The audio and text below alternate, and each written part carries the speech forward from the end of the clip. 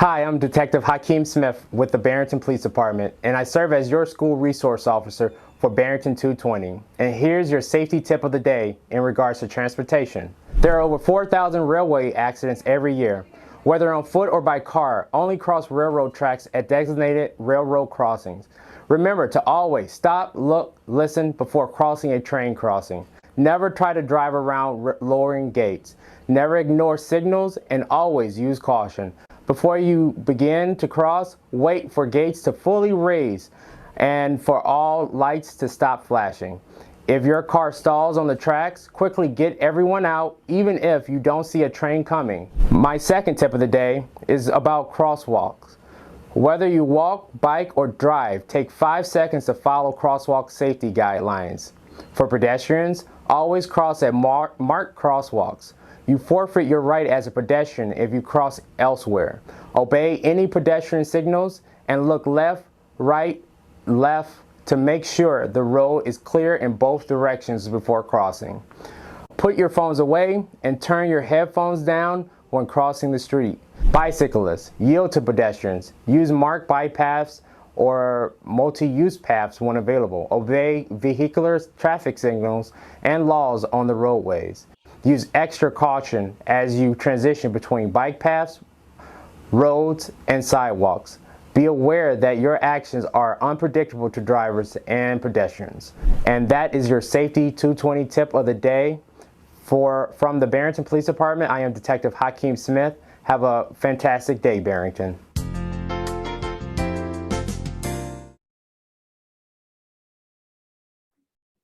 This is not what we're doing today. This is what we did yesterday. Turn the lights back on.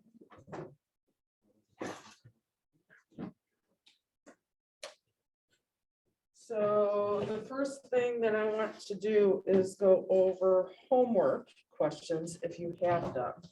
I don't know why it's delayed, but there we go. Okay. Anyone have any questions about the homework assignment for the student today? Can you just go over the last problem on the second page? This one?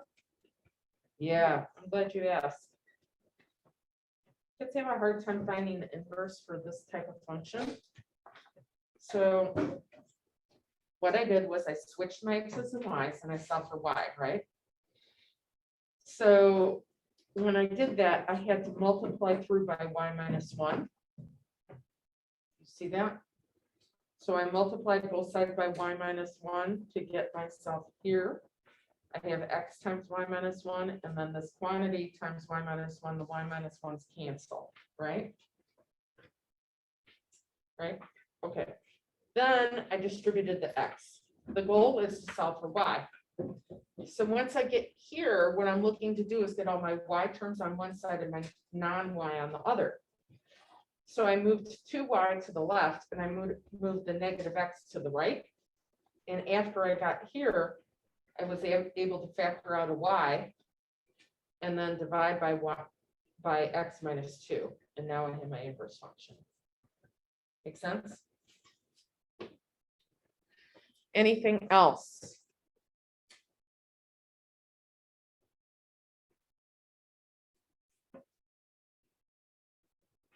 Okie doke. So today what we're going to do is talk about periodic functions and their properties. So the first thing you'll see on the screen is that I have some definitions on here. So you should have your notes out.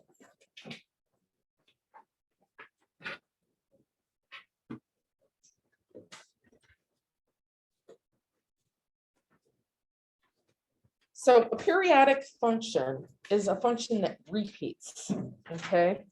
So it's a function that has y values that repeat in the same pattern over regular intervals. Periodic means it occurs over and over and over. The period's the length along the x-axis before y values repeat. And the amplitude is half the distance between the maximum and minimum y values. So I'm going to give you a minute to copy down these definitions and then we're going to take a look at it a little bit closer.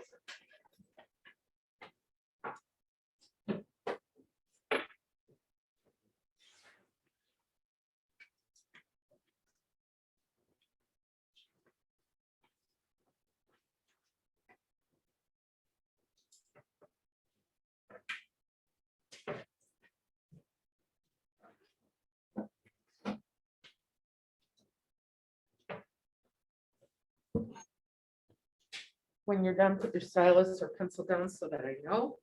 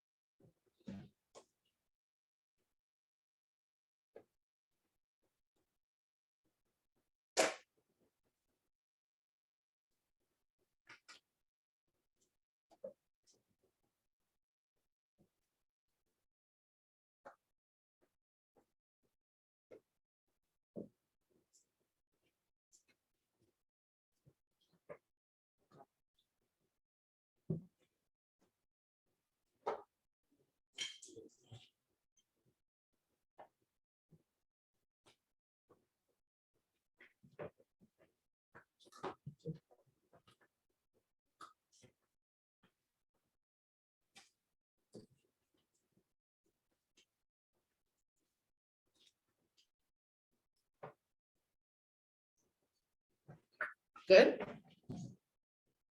Okay, so let's look at this function that's periodic.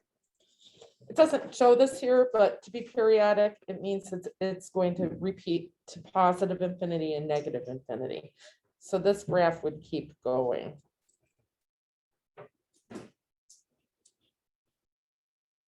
Okay. So it asks, is this function periodic? If not, give a reason. Okay. In order to be periodic, the same y values need to repeat at regular intervals. I'm looking at this, I can see it's periodic. Watch this.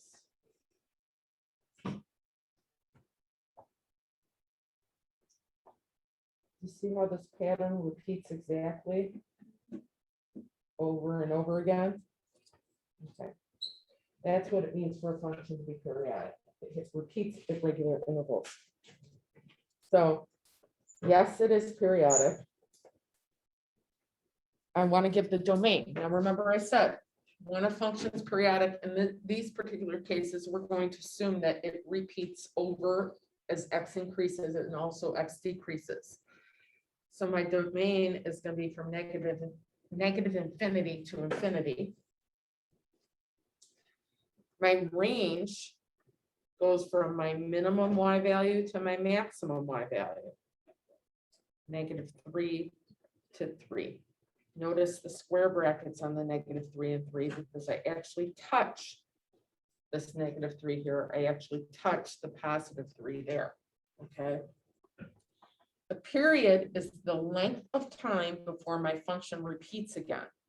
So I can find the values in between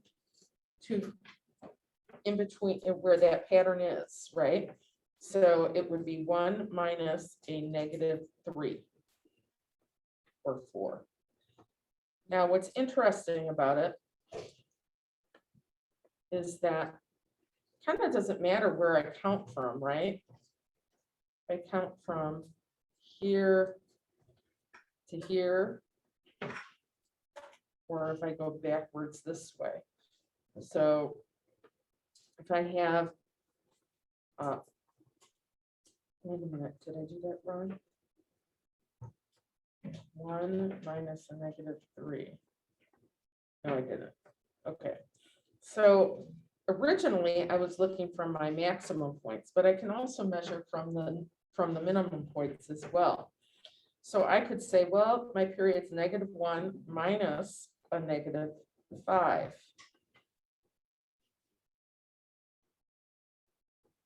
And that gives me 4 as well. So you just have to look in between any two x values where that pattern is repeating exactly to get the period. Okay, is everyone clear on that? Leah, maybe not. How did you find those? Well, when you look at this graph, can you see that you have to find where the pattern repeats? So one option I have for the pattern is this, right? Okay, so it would repeat from between -1 and -5. So I could do that, but I could also measure from this way. Okay, and that's the same kind of idea. The pattern is going to repeat between those two values. It's exactly 4 apart every single time. Okay, now my amplitude is 1/2 the maximum y minus the minimum y. My maximum y in this case is 3. My minimum y is -3. So this is 1/2 times 6 or 3. Thumbs up, thumbs down, thumbs sideways, so I know where I'm going with things.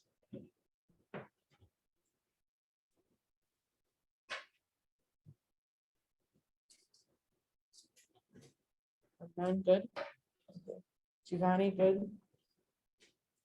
Okay. Okay.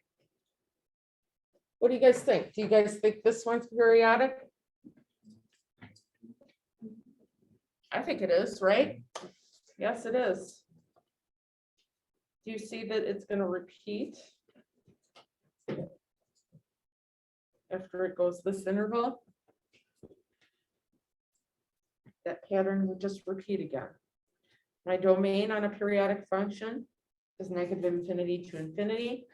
The range goes from the lowest y value, which in this case is -2, to the highest y value at +2. Find the period and the amplitude and tell your neighbors what those things are. Period and the amplitude.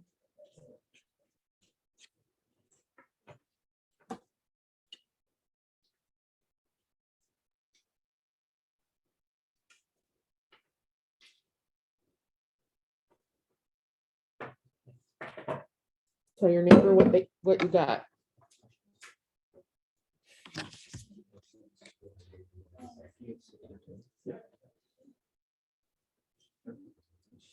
Brooke, what's the period?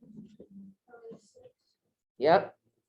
The period 6, 4 minus a -2. 6. Let's see. Jaden, what's the amplitude? You haven't done that yet. Jaden, did you do the amplitude yet? What'd you get? Yeah, it is 2. So it's your max y minus your minimum y.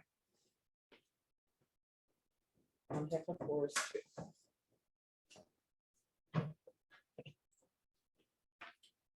Done? Good? Eye contact would be good. What do you guys think? Okay? Yeah? All right. Try this one, please. Try this one. Share it with your neighbor. Domain, range, period, amplitude, is it periodic?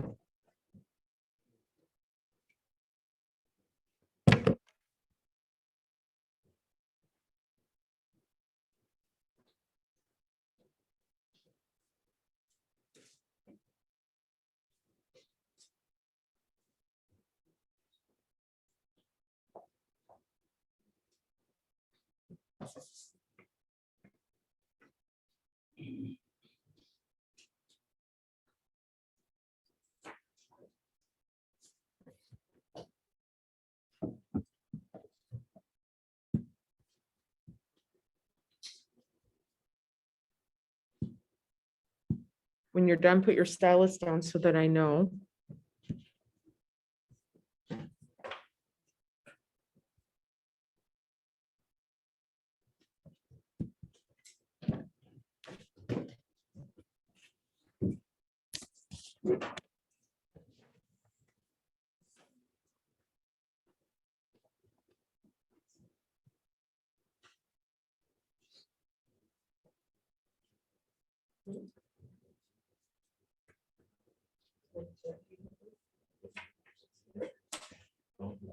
No, it's going to be periodic. It's just not going in.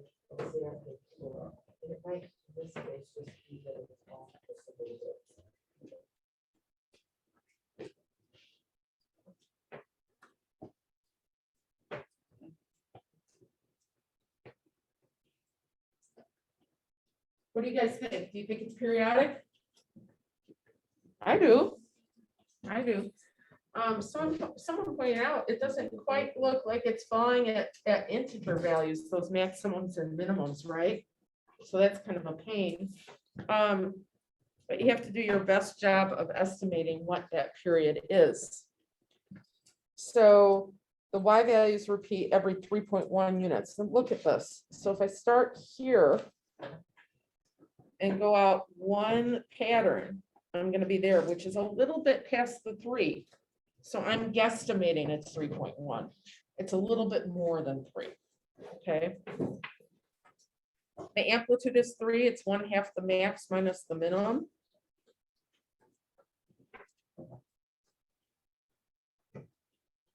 Okay. So hands up if you got that one right. Jack, what'd you do wrong? I just thought it wasn't a periodic function, Why did you think it wasn't? because like you said, like it wasn't that on those proper integers. Right, it doesn't have to be on proper integers, it just has to repeat at a regular interval, okay? All right, how about this one? Do you guys think it's periodic? Who thinks it is? Who thinks it is not? Correct. There definitely seems to be a pattern to it, right? But just because there's a pattern doesn't mean it's periodic. The Y values have to repeat. My Y values keep getting larger in both a positive and a larger negative way. Okay, so that one is not. How about this guy? Yeah, it's periodic. Why don't you guys do this one and then we'll talk?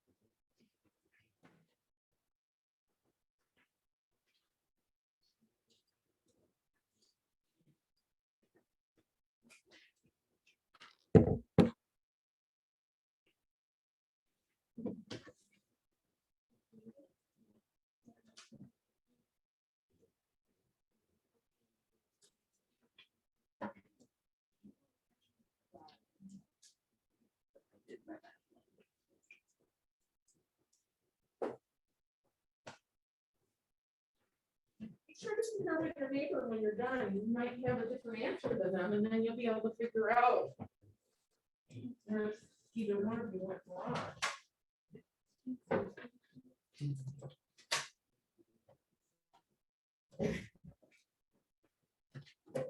Looks like most of you are done.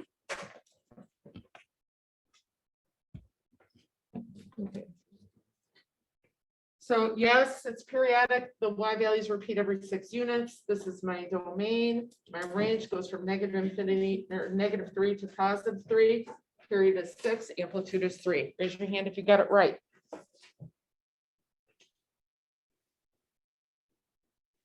Rolia, what went wrong? I'm gonna stick with the 3.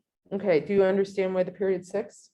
No. Okay, so I'm gonna look, when does my Y value get back to this spot right there? Oh, okay. Right there, right? Yeah. So it would be 4 minus a -2 or 6. I can count from any 2 points that are the same Y value, right? I could have counted from here to there. Okay. Okay. All right, the table below shows values of one cycle of a periodic function, okay?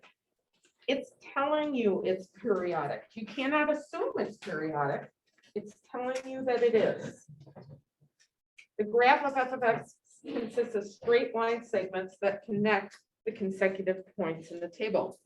Notice my Y value is at 4. It starts at 4 and it ends at 4. All right. To be periodic, your Y values have to repeat. One cycle takes you from where it starts to where it finishes, okay? Based on the values in the table, explain how you know that this is one cycle continuous periodic function. I gave it away. Starts and ends at the same Y value.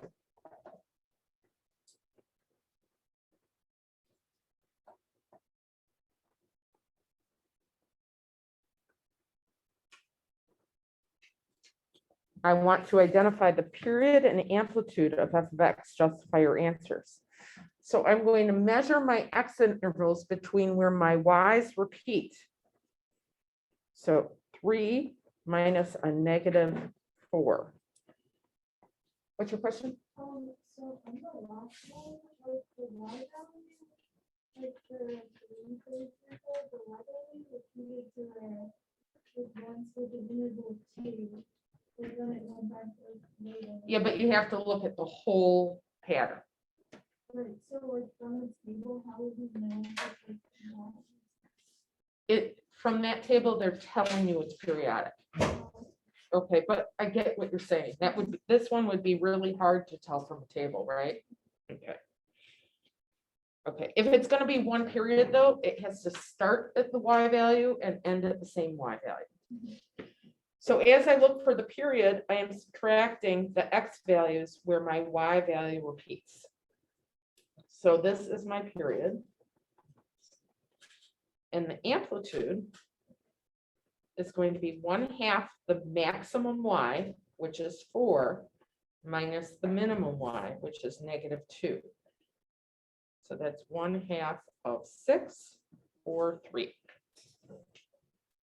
Any questions on that?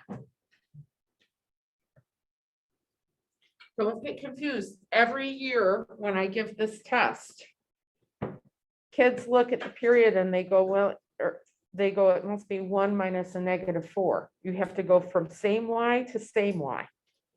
Do you see how that is? Just like I was looking at my period here. Same Y to same Y. Okay, don't go to this guy. Make sense? All right. Sketch a graph of f of x on the interval. Which one's f of x?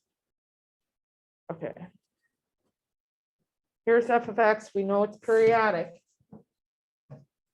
I want you to sketch the graph that would be achieved between -11 and +10. Do your best to do that, and then we will talk. It's especially nice on notability. So plot these points and then see if you can't figure out what the graph is going to look like when you look at an interval that is different than that.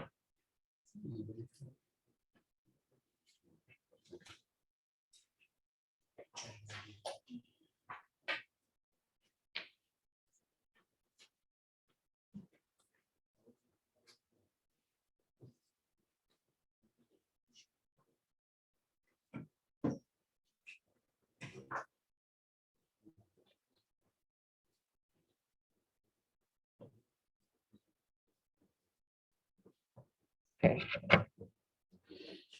We done yet?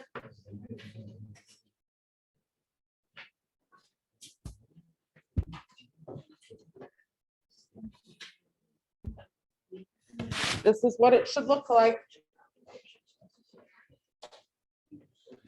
So we were given the values of this periodic function between -6, was it?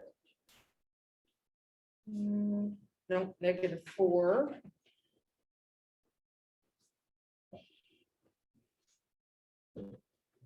Between -4 and +3, is that correct? Okay. What's nice in Notability is if you draw this here, all you have to do is kind of highlight it and copy it and repeat it. If not, you have to draw it by hand. Now, here is the question.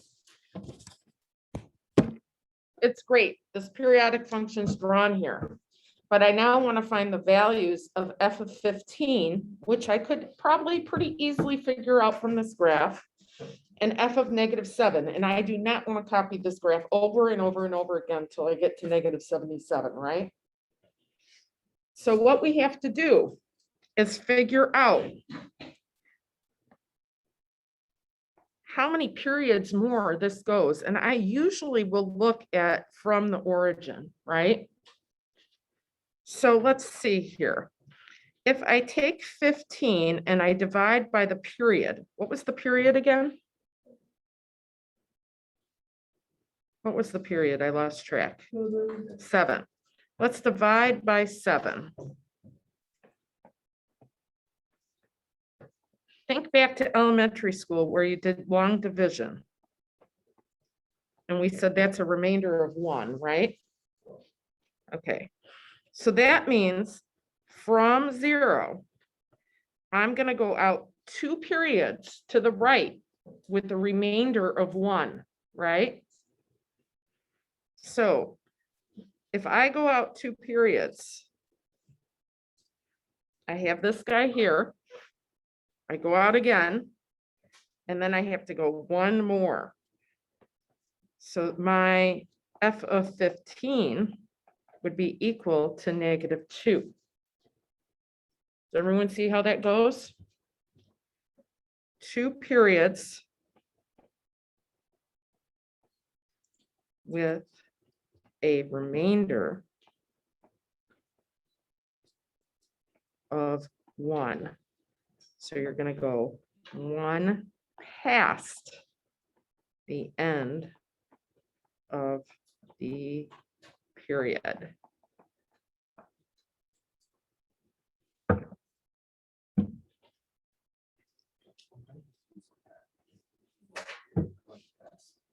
Okay, so watch.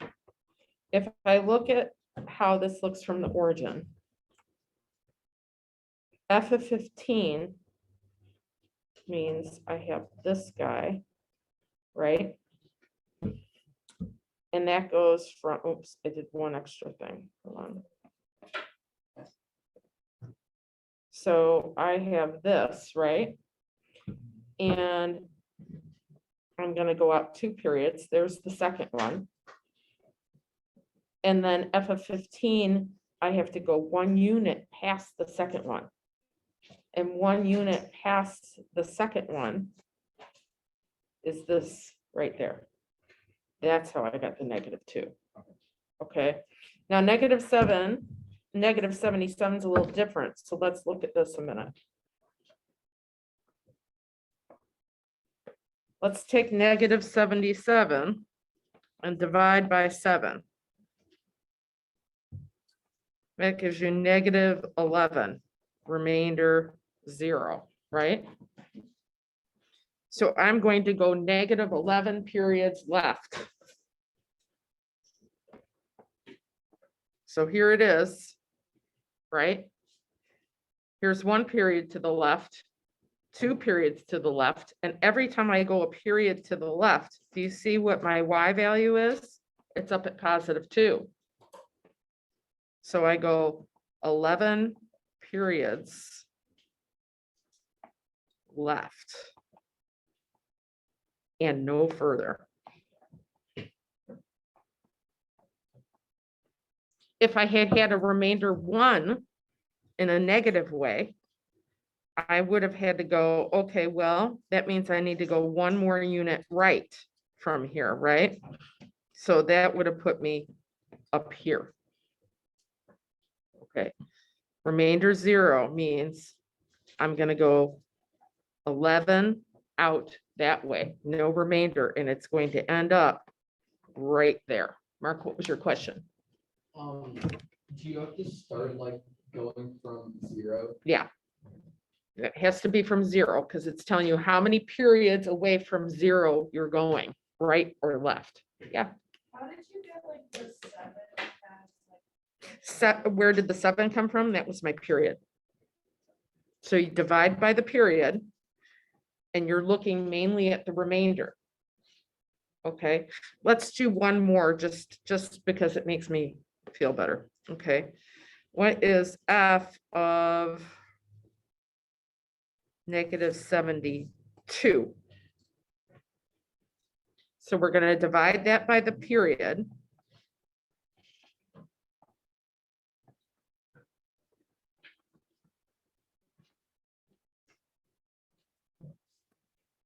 It's negative 10 remainder 2, right?